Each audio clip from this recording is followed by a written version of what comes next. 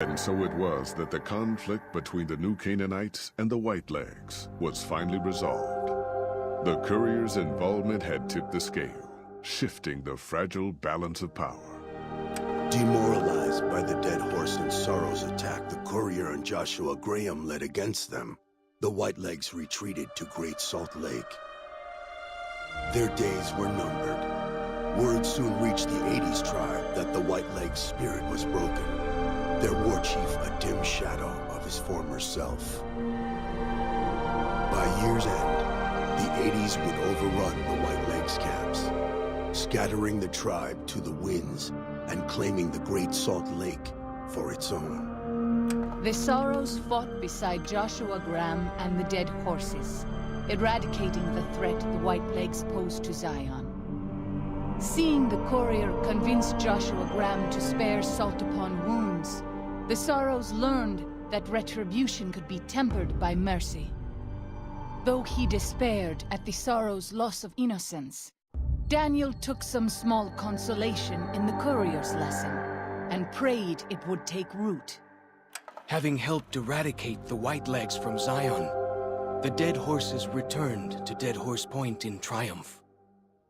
They remained neutral toward the Sorrows, but as years went on, there were periods of competitive friction, even violence between the tribes.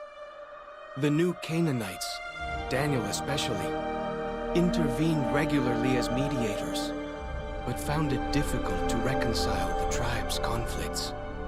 The defeat of the Whitelegs in Zion marked a turning point in the fortunes of the Happy Trails Caravan Company. Every 2 months, the caravan met with the New Canaanites in Zion Valley to trade. Happy Trails soon returned to prosperity. The vigilance of the Sorrows and Dead Horses in defending southwestern Utah, initially startling to Happy Trails caravans, soon proved a blessing. The tribes united against the 80s, driving them back from Highway 50, and thus opening yet another trading route for Happy Trails caravans. Follows Chalk took the courier's words to heart and decided the big cities of the Mojave Wasteland and NCR were best left unexplored. Though he sometimes dreamed of distant lands, he continued to support his family at Dead Horse Point, and eventually, his wanderlust faded. Waking Cloud was distraught when she learned of her husband's death, but took comfort from her tribe and the compassion of the New Canaanites. She forgave Daniel for having concealed her husband's fate from her, and learned to accept his fate. When her grief faded, she took a husband from the Dead Horse tribe. At her bidding, he stayed close to home. The threat of the Whitelegs ended. Joshua Graham helped the Sorrows and Dead Horses tend to their fallen comrades and secure Zion.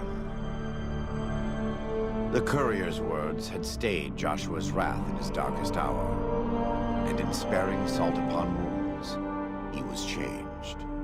While he continued to advocate militant opposition to the enemies of New Canaan, he sometimes showed quarter to those who crossed his family. Eventually, this new spirit would diminish the myth of the burned man in distant lands. A small price for the peace it brought to Joshua Graham. For years after the defeat of the Whitelegs, Daniel did his best to minister to the Sorrows' spiritual needs. Try as he might, he could not hold back the tribe's increasing militancy and reverence of Joshua Graham. Demoralized, he returned to his family in Dead Horse Point. His failures haunted him for the rest of his days. And with that, the courier walked out of the history of the tribes of Zion and back to the gathering storm of the Mojave Wasteland.